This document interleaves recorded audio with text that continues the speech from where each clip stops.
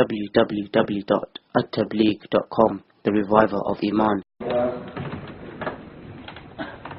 والصلاة والسلام على من لا نبي بعده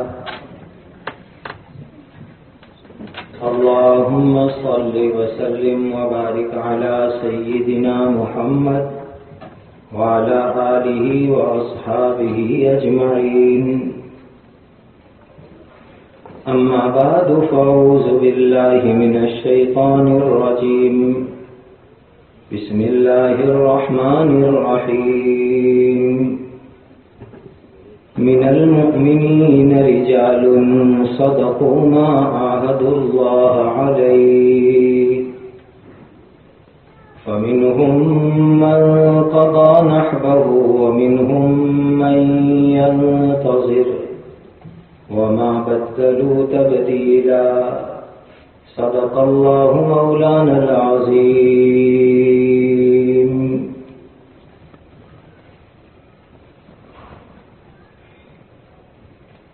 سب سے پہلے میں یہ مدرسہ جامعہ ریاض العلوم یہاں کی اسکول اور اس کے بانی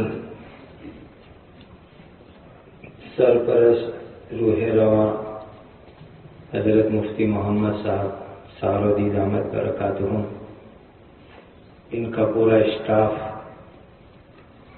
ان کے اسٹوڈنٹس اور طلباء کو واقعی مبارکبادی دیتا ہوں. یہ رسمی مبارکباد نہیں ہے. دنیا میں بہت سے پروگرام آج تک دیکھے، لیکن ایک ہسٹوریکل ڈرامہ، ایتہاسک تاریخی جو ڈرامہ یہاں پیش کیا گیا، آج تک کبھی ایسا ڈرامہ دیکھنے کو نہیں ملا. میرے پاس کوئی الفاظ نہیں ہیں اس سلسلے میں مبارکباد پیش کرنے کے لیے. اللہ ان بچوں کو اور خاص کر ان کو تیار کرانے والے ان کے ٹیچرز، استادوں کو، ذمہ داروں کو جزائے خیر عطا فرمائے. حضرات، کہنے کو تو بہت کچھ ہے، جمعہ بھی ہے، اور آپ حضرات کے دلوں پر اس ڈرامے کی وجہ سے اچھی کیفیت ہے. چند باتیں آزادی کے لیے کہوں گا، چند باتیں ملک کے دستور، کانسٹیٹیوشن، بندران کے متعلق کہوں گا. آج دکھ یہ ہے جو ستاتا ہے کہ ہمیں اپنا اتہاس معلوم نہیں ہے، ہماری ہسٹری ہم کو معلوم نہیں ہے. ہمارے حضرت مفتی احمد خان پوری صاحب دامت برکاتہم ایک شعر سنایا کرتے ہیں، شکوے کے طور پر، فریاد کے طور پر: چپا چپا بوٹا بوٹا حال ہمارا جانے ہے، چپا چپا بوٹا بوٹا حال ہمارا جانے ہے، جانے نہ جانے گل ہی نہ جانے باغ تو سارا جانے ہے. آزادی کے پھول مسکراتے ہوئے مسلمان تھے، لیکن آج دکھ ہے کہ مسلمانوں کو اپنی تاریخ اور اتہاس معلوم نہیں ہے. مفتی صاحب سے میں درخواست کروں گا آئندہ اس طرح کے پروگرام بہت بڑے پیمانے پر کریں، بہت بڑی تعداد میں ہندوؤں کو بھی بلائیں، سرکاری بڑے بڑے آفیسروں کو بھی بلائیں، تاکہ ان کو پتہ چلے کہ ہم کیا تھے اور ہماری تاریخ کیا ہے. اللہ آپ کی ان کوششوں کو بے انتہا قبول فرمائے. ایک مسلمان سے میں نے پوچھا کچھ پڑھے لکھے تھے. یہ اس لیے کہہ رہا ہوں کہ آگے کی بات پر افسوس ہے. میں نے کہا 26 جنوری یہ کیا ہے؟ میں نے کہا کہ بھارت کی آزادی کا دن. تو میں نے عبرت دلانے کے لیے فوراً سوال کیا 15 اگست کیا ہے؟ تو وہ خاموش ہو گئے، چپ ہو گئے. یعنی دکھ یہ ہے کہ 15 اگست اور 26 جنوری کے درمیان کیا فرق ہے اور دونوں کے پیچھے کیا اتہاس ہے، وہ آج پڑھے لکھے کہلانے والے مسلمانوں کو بھی معلوم نہیں ہے. یہ ہے دکھ کی بات. چند منٹ میں اسکول کے اسٹوڈنٹ کو اتہاس کا ایک پیریڈ لے لو، تھوڑا سا ہسٹری کا پیریڈ لے دو. 1498 کو یاد کرنا ہوگا، 1498 کو، جب واسکو ڈی گاما سب سے پہلا اسٹیمر لے کر کے کالیکٹ کے بندر پر اترا تھا. یہ 1498 عیسوی واسکو ڈی گاما کا جو اسٹیمر آیا، یہ سب سے پہلے یورپینوں کے ناپاک قدم ہمارے ملک میں تھے. تب بھارت نہیں تھا، ہندوستان تھا.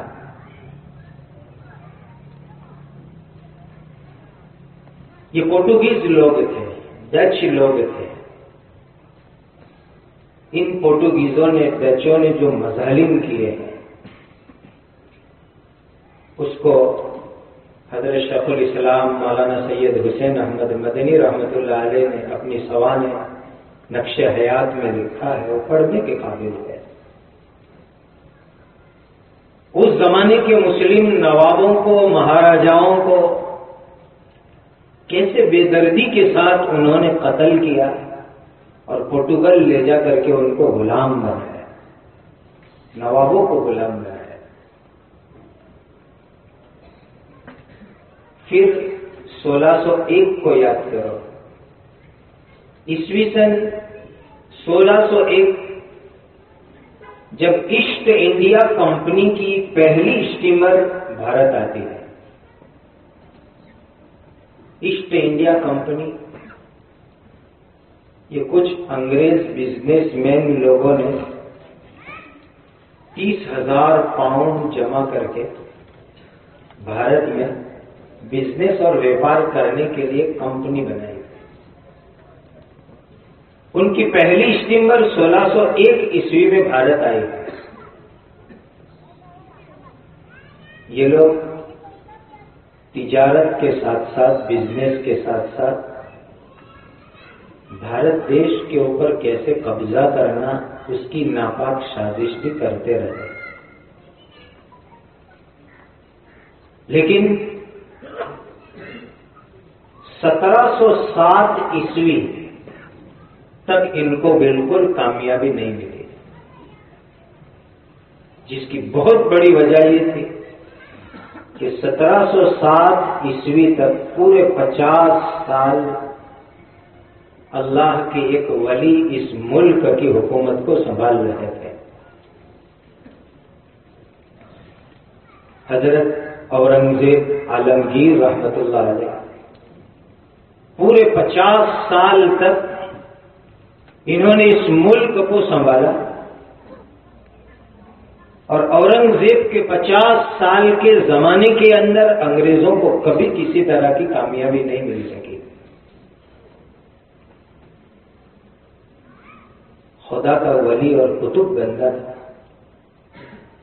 جس کو محسوس کرنا ہو خلد آباد میں ان کے مزار کے اوپر جائیں، جا کر کے ایصال ثواب کریں. جیسے کسی کتب افضال کی قبروں پر رحمت کی بارش ہوتی ہے، قسم خدا کی اورنگزیب کی مزار پر بھی وہی رحمت کی بارش ہوتی ہے. 1707 عیسوی میں اورنگزیب کا جب انتقال ہوا، اور وہ انتقال بھی آتنکوادیوں اور کچھ غداروں کو سزا دیتے ہوئے، ان کا مقابلہ کرتے ہوئے دلی سے چلے بوڑھاپے کے اندر اور خلد آباد کے اندر آ کر کے سو گئے۔ 1707 میں حضرت اورنگزیب رحمۃ اللہ علیہ کا انتقال ہوا۔ پھر انگریزوں کی ہمت بڑی ہے۔ سب سے پہلے 1757 عیسوی میں پلاسی کے میدان کے اندر انگریزوں کو کھلم کھلی ایک جنگ میں کامیابی ملی اور ویسٹ بنگال کے اندر انگریزوں کی پہلی حکومت قائم ہوئی۔ نواب سراج الدولہ رحمت اللہ تعالی علیہ پلاسی کے میدان میں انگریزوں کے سامنے کچھ غداروں کی نحوست سے ہار گئے۔ ابھی آپ ڈرامے میں دیکھ رہے، کچھ غداروں نے اس ملک کو جتنا نقصان پہنچایا آج بھی پہنچا رہا ہے، اتنا نقصان کبھی دشمنوں سے بھی نہیں پہنچا۔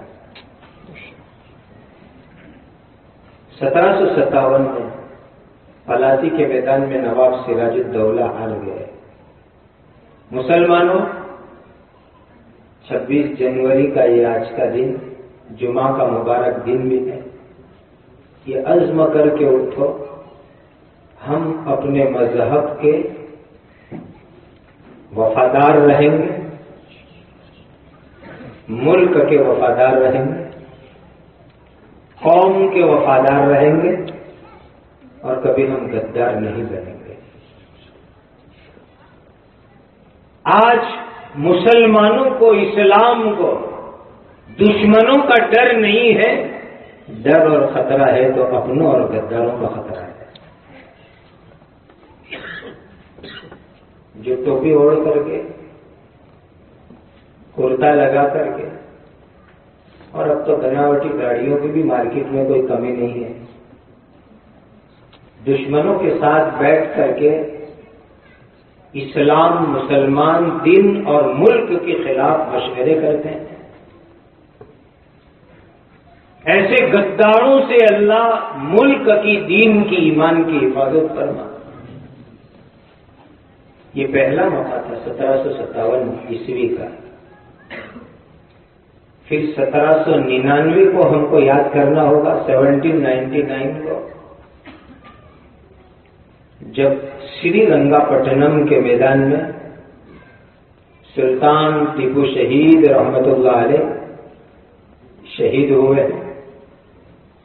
وہ بھی غداری کی نحوست میں، ورنہ سلطان ٹیپو شہید تہجد کے پابند انسان تھے، ان کی کبھی تہجد نہیں چھوٹتی تھی۔ مسلمانوں، اللہ ہمیں فرض کی پابندی کرنے والا بنا ہے۔ ملک چلاتے تھے تہجد کی پابندی کے ساتھ۔ اور ایک ولی اور کتب نے لکھا ہے کہ سلطان ٹیپو شہید اپنے زمانے کے کتب اور ابدال کے سردار تھے، کوئی معمولی انسان نہیں تھے۔ یہ شیخ الاسلام مدنی رحمت اللہ علیہ کے مکتوبات میں لکھا ہوا ہے کہ سلطان ٹیپو شہید رحمت اللہ علیہ اپنے زمانے کے کتب اور ابدالوں کے سردار تھے، اور جب تک وہ زندہ رہے انگریزوں کو ہمت نہیں ہوئی کہ وہ آگے بڑھ سکے۔ 1799 میں شہید ہوئے تھے، تب انگریز فوج دلی کی طرف آگے بڑھی ہے۔ 1803 عیسوی میں انگریزوں کی فوج باقاعدہ دلی میں داخل ہوئی اور انگریزوں نے اعلان کیا، خلق خدا کی، ملک بادشاہ کا، حکم کمپنی بہادر کا۔ خلق خدا کی، مخلوق اللہ کی، لیکن یہ ملک نام کا بہادر شاہ ظفر کا، شاہ عالم کا، آخری مغل بادشاہوں کا رہے گا، اور آرڈر اینڈ لا، قانون، ستا، پاور ایسٹ انڈیا کمپنی کا چلے گا. یہ اعلان 1803 عیسوی کا ہے. مغل بادشاہ صرف نام کے رہ گئے تھے. بس اس وقت اللہ کا ایک ولی، آج بھی وہ مسجد موجود ہے روحانیت کے ساتھ، قبرستان مہدیان دلی میں. ایک فقیر، ایک درویش، ایک مولوی حضرت شاہ عبدالعزیز صاحب محدث دہلوی رحمت اللہ علیہ نے فتویٰ دیا، جو آپ کے فتاوی عزیزیہ کے صفحہ نمبر 17 پر فارسی زبان میں چھپا ہوا ہے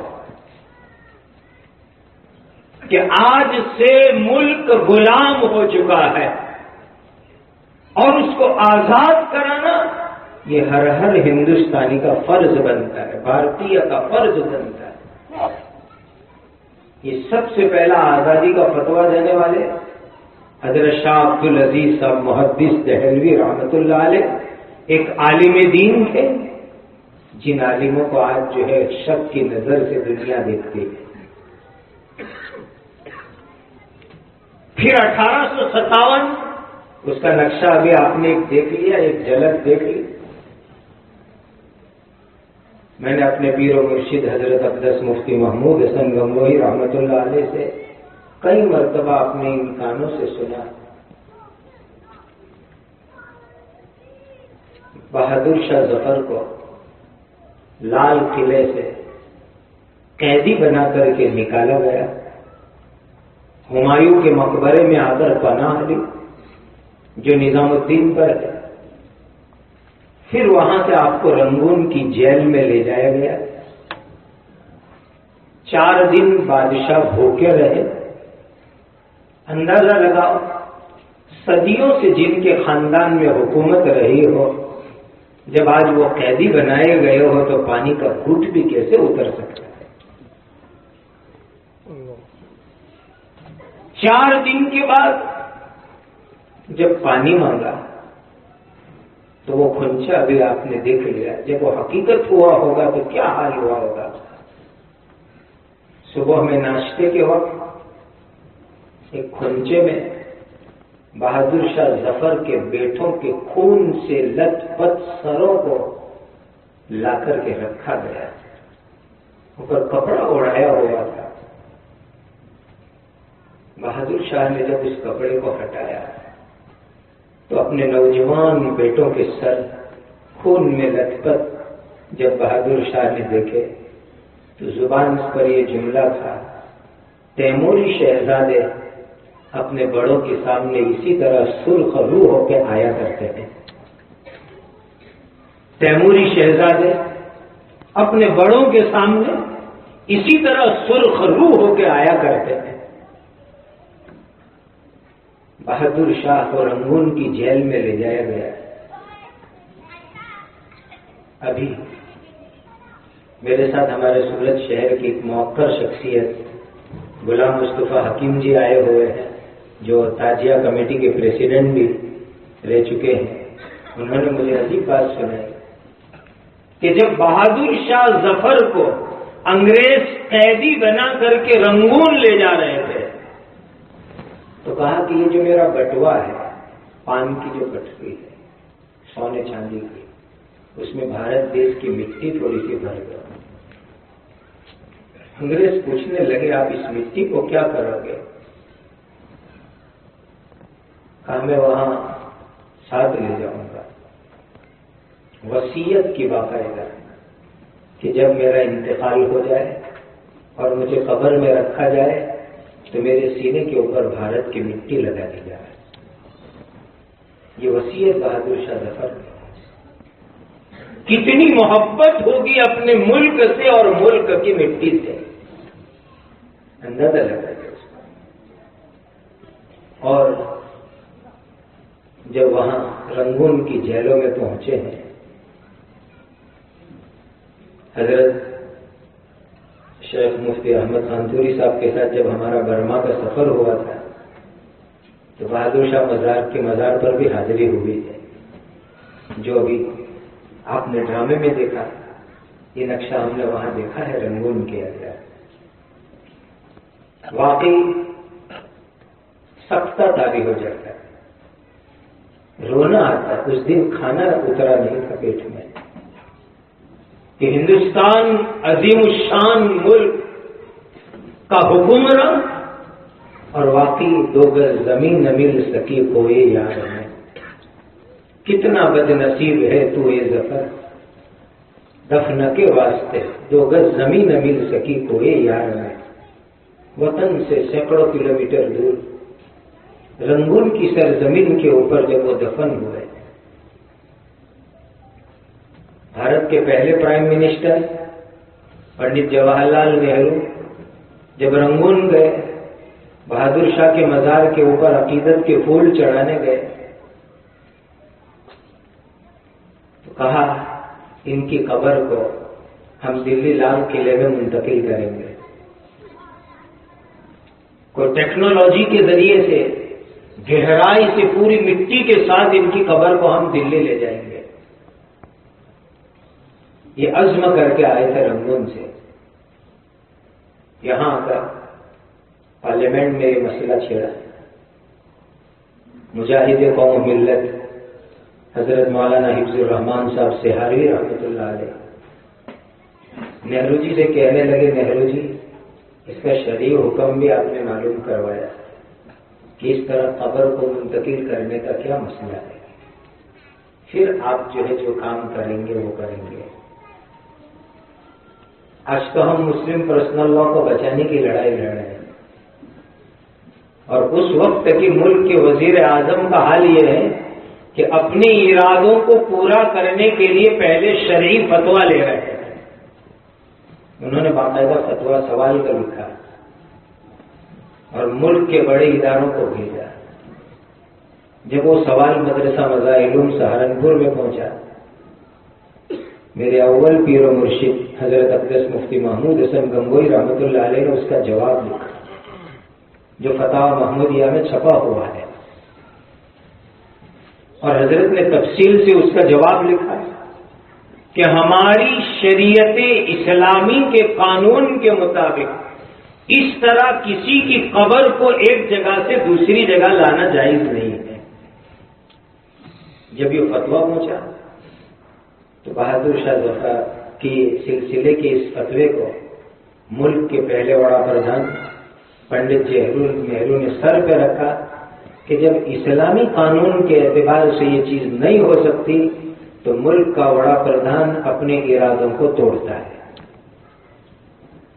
ہم پرسنل لا کی تو بہت دور کی بات رہی کہ توڑے، کہا کہ ایک معاملے کے اندر ملک کا وزیر اعظم پرائم منسٹر جو ارادہ کر چکا، لیکن کا شریعت کا یہ فتویٰ آ چکا ہے، اسلامک لا آ چکا، تو اب میں اپنا ارادہ کینسل کرتا ہوں اور بہادر شاہ ظفر کی خبر وہیں باقی رہے گی۔ 1857 کی کیا کیا باتیں آپ کو سنا۔ لیڈی تھامسن لکھتی ہے مسلمان عالموں کو ہاتھی پر بٹھایا جاتا تھا، میرٹھ سے دلی تک پھانسی کی رسیاں لٹکائی ہوئی تھی۔ دلی سے میرٹھ کے فاصلے آج بھی وہی ہے جو 1857 میں تھے۔ دلی سے لے کر میرٹھ تک کوئی درخت ایسا نہیں تھا جس کے اوپر پھانسی کی رسی نہ ہو، اور ہر درخت پر کوئی مسلمان عالم کی لاش نہ لٹک رہی۔ ہر درخت پر کسی نہ کسی مسلمان مولوی کی لاش لٹک رہی تھی۔ کم سے کم پنڈت میوارام گپتا لکھتے ہیں کہ 55,000 مولویوں کو اس وقت پھانسی کی سزا دی گئی۔ 4.5 لاکھ ہندوؤں مسلمانوں کو، عام مسلموں کو قتل کیا گیا 1857 کے اندر۔ وہاں سے لے کر 1947 تک کی جنگ، اس میں بھی ہر موقع کے اوپر مسلمان ہیرو رہے، آگے رہتے۔ 1866 میں دارالعلوم دیوبند قائم ہوا، 1857 کی ناکامی کے 9 سال کے بعد۔ اور اس کو قائم کیا گیا جو اس کے بنیادی مقاصد تھے. ایک بہت بڑا مقصد یہ تھا کہ بھارت دیش کو انگریزوں سے آزاد کرنا. یہ دارالعلوم دیوبند کو آزاد بنانے کا ایک بنیادی مقصد یہ بھی رکھا گیا ہے. حضرات 1947 میں جب بچوں نے صبح میں پرچم کشائی کرتے ہوئے جھنڈا لہراتے ہوئے اسیرا نے مالٹا کا تذکرہ کیا، خدا کو گواہ رکھ کے کہتا ہوں میں اپنا رونا قابو میں نہیں کر سکا. اسیرا نے مالٹا، کون ان کی قربانی کو بھول سکتا ہے؟ میں یہاں نہیں، میں ہزاروں ہندوؤں کے بیچ میں یہ بات کہتا ہوں. ایک نمونہ کوئی بتلا دے. میں نے بڑے بڑے سرکاری کیندر سرکار کے اور اسٹیٹ کے منسٹروں کے سامنے کہا ہے، پروف ہے میرے پاس. ایک نمونہ کوئی بتلا دے کہ دیش کی آزادی کے لیے ہزاروں کلومیٹر دور یورپ کے کسی آئرلینڈ میں ٹاپو میں کسی کو لے جا کر قید کیا گیا ہو. ایک بھی کوئی ثبوت بتلا دے.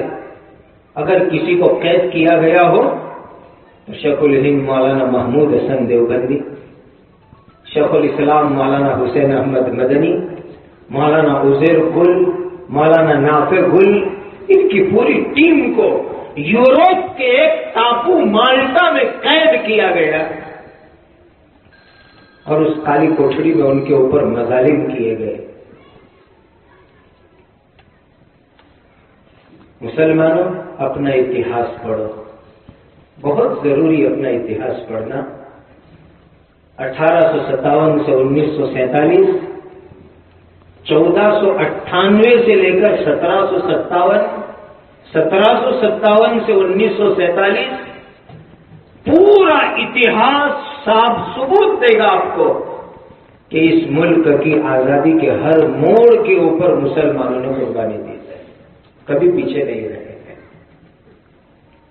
جب ہم اپنا اتہاس، اپنی تاریخ جانیں گے، لوگوں کو بتلائیں گے، تو انشاءاللہ اس ملک میں عزت سے رہنا ہمارے لیے آسان ہوگا.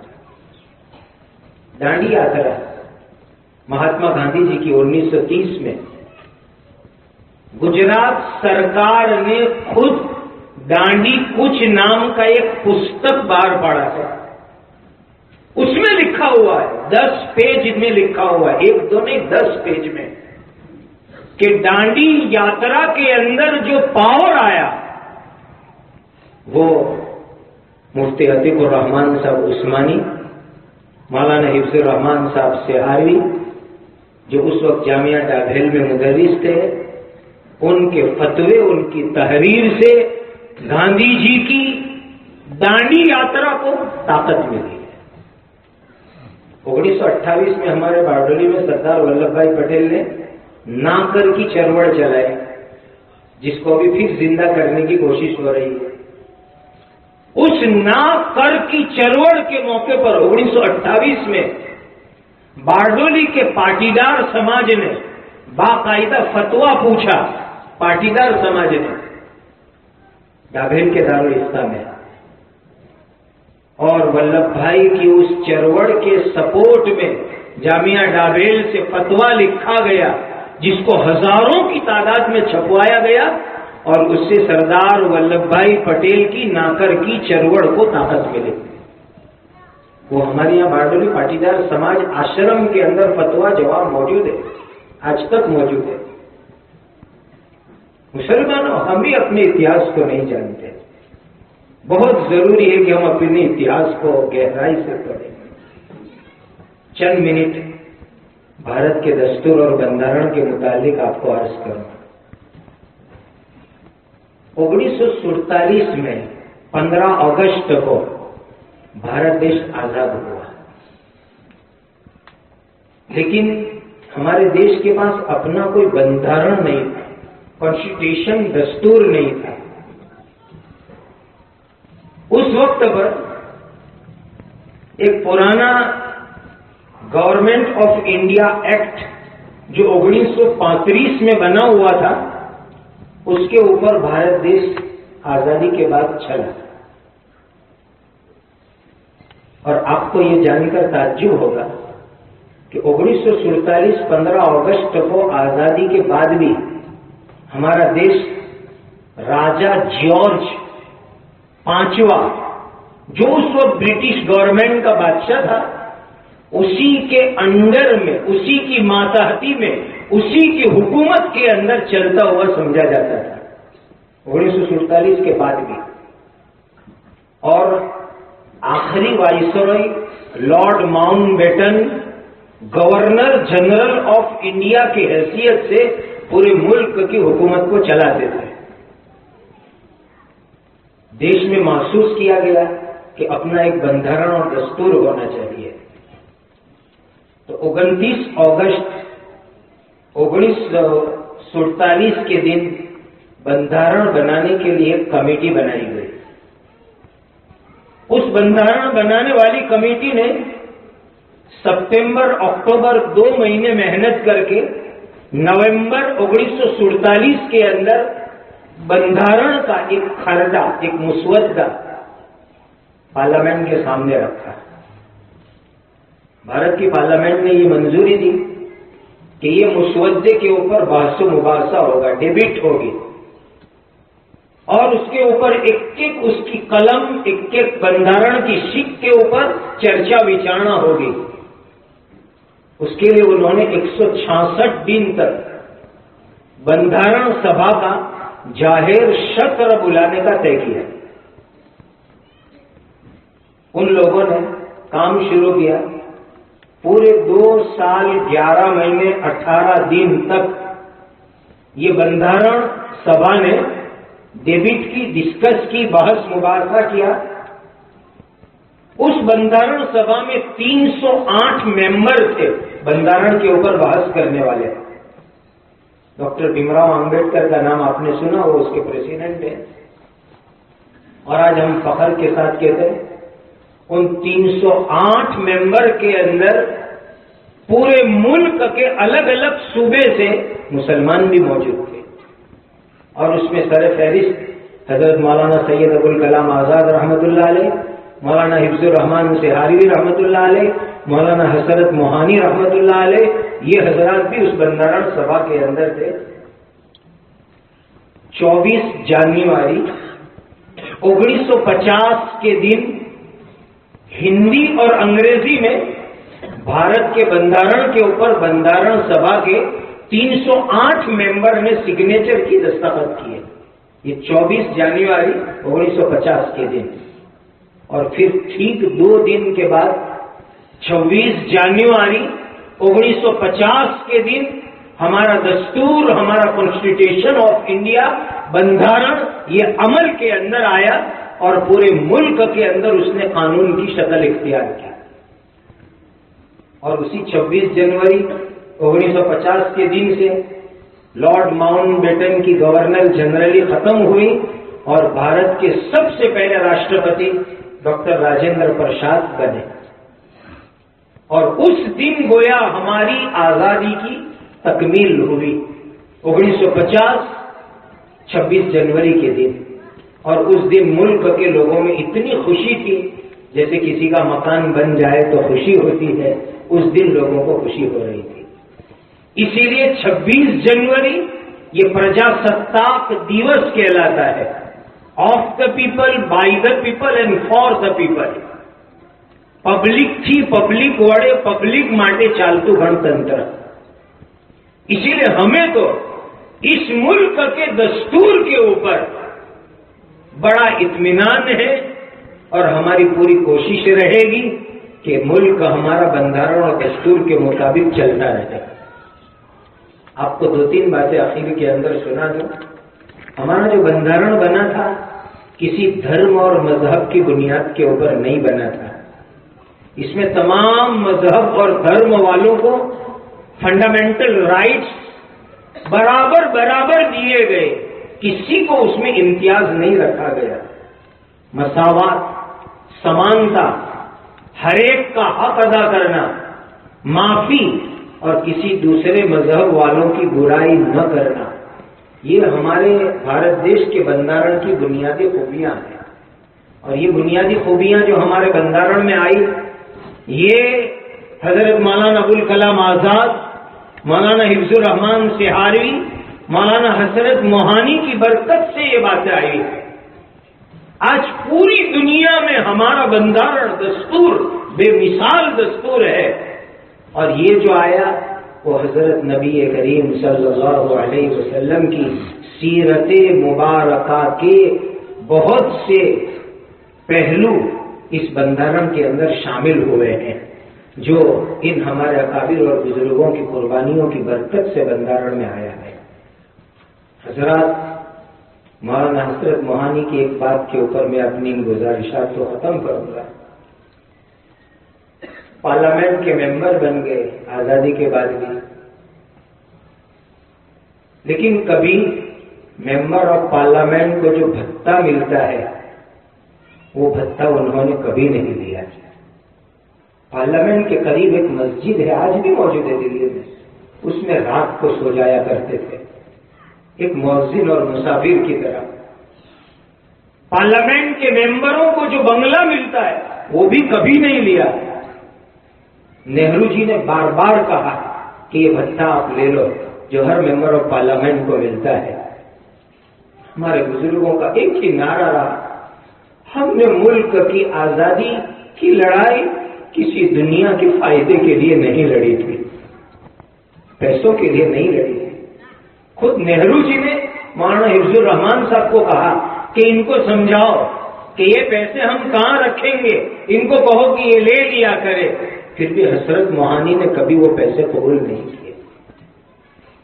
مسلمانوں، بہت ضرورت ہے کہ ہم دیش کے اتہاس کو، مسلمانوں کی قربانیوں کو، آزادی کے اتہاس کو پڑھیں، سمجھیں، اور یہ بندرن ہمارا کتنا اہم ویلیوبل ہے اس کو ہم لوگ سمجھیں، اور اس کو ہم اپنے دین کا ایک حصہ سمجھیں۔ معاف کرنا، آج مسلمان ان چیزوں کو راجکارن اور پولیٹکس سمجھتے ہیں، یہ بہت بڑی غلطی ہوگی۔ یہ ہمارے دین، ایمان، اسلام کا ایک حصہ ہے۔ اس وقت جو پورے ملک میں آزادی کے ساتھ مسجدیں ہیں، مدرسے ہیں، مکتب ہے، خانقاہ ہے، تبلیغی جماعت ہے، جو کچھ دینی کام ہو رہے ہیں، یہ بندرن میں دیے ہوئے فنڈامنٹل رائٹس کی برکتوں سے ہے۔ اگر یہ نہ رہے، خدا کرے وہ دن کبھی اس ملک میں نہ آئے، کبھی نہ آئے، تو پھر یہ مسجد مدرسے کا کیا حال ہوگا جو اسپین اور بخارا سمرقند کے اندر ہوا۔ اللہ کبھی اس دن کو ہمارے ملک میں نہ ڈالے۔ اسی لیے اس کو بہت اہمیت سے سمجھو۔ میں آپ سب حضرات کو مبارکباد دیتا ہوں، پھر سے مفتی محمد سالودی صاحب، ان کی ٹیم، ان کے اسٹاف کو بہت اچھا پروگرام پیش کیا۔ اللہ سبحانہ و تعالیٰ آپ کی مساعی کو قبول فرمائے۔ مسلمانوں، آپس میں بھی وفادار رہو، دین و ملت کے بھی وفادار رہو، یہی آج کے حالات کا تقاضا ہے، اور نبوی اخلاق کے ساتھ غریبوں، بسی، پسماندہ، بیکورڈ لوگوں کی خدمت کرو، انشاءاللہ اس سے جنت بھی ملے گی اور ملک میں ہمارا مستقبل بھی اچھا ہوگا۔ وآخر دعوانا ان الحمدللہ رب العالمین۔ درود شریف پڑھ لے، دعا کرتے ہیں۔ الحمدللہ رب العالمین والصلاة والسلام علی سیدنا محمد وعلى آله وأصحابه أجمعين۔ ربنا اغفر لنا ولإخواننا الذين سبقونا بالإيمان ولا تجعل في قلوبنا غلا للذين آمنوا ربنا إنك رؤوف رحيم۔ ربنا آتنا في الدنيا حسنة وفي الآخرة حسنة وقنا عذاب النار۔ اے اللہ، ہمارے ملک میں امن و امان قائم فرما، عدل و انصاف قائم فرما۔ اے اللہ، اس ملک میں شاعر اسلام کی حفاظت فرما، اس ملک میں رہنے والی قوموں میں آپس میں رواداری، بھائی چارہ عطا فرما، فتنے فساد سے حفاظت فرما۔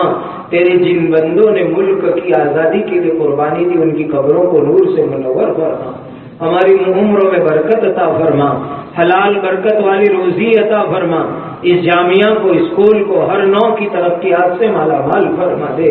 اے اللہ، امت کے حال پر رحم فرما دے۔ حضرت نبی کریم صلی اللہ علیہ وسلم نے جتنی خیر مانگی، ہمیں اور پوری امت کو عطا فرما۔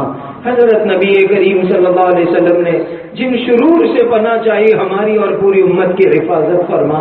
ربنا تقبل منا انك انت السميع العليم وتب علينا يا مولانا انك انت التواب الرحيم سبحان ربك رب العزة عما يصفون وسلام على المرسلين والحمد لله رب العالمين۔ حضرت مفتی صاحب کے آزادی کے بیان کی CD یہاں موجود ہے، جن حضرات کو چاہیے